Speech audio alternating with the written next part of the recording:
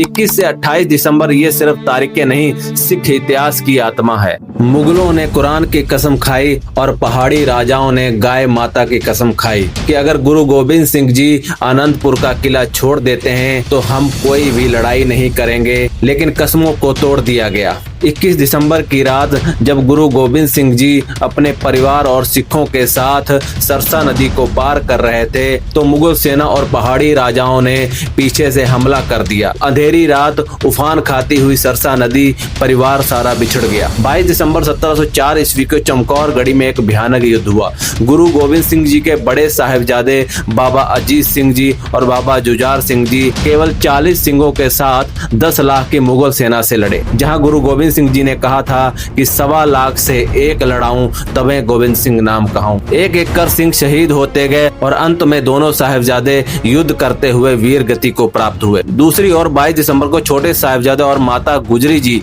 तीनों को सरहंद में गिरफ्तार कर लिया गया, क्योंकि छोटे साहिबजादे और माता गुजर कौर जी सरसा नदी पार करते समय परिवार से बिछड़ गए थे। चलते चलते इन्हें गंगू ब्राह्मण मिला, जो कभी गुरु गोविंद सिंह जी के घर का रसोइया था।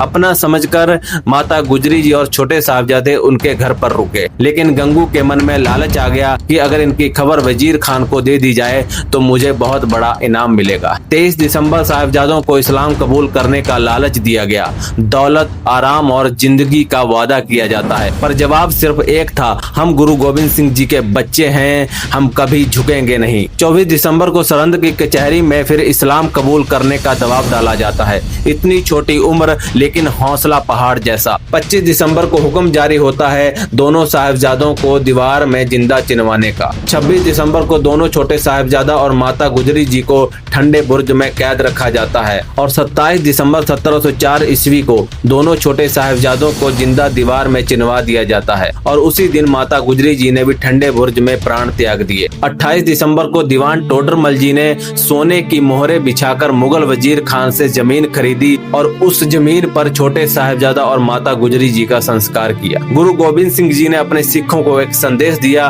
कि धर्म और इंसाफ के लिए दिया गया बलिदान कभी व्यर्थ नहीं जाता। छोटे साहिबजादों के बलिदान के लिए इस वीडियो को एक लाइक तो बनता है।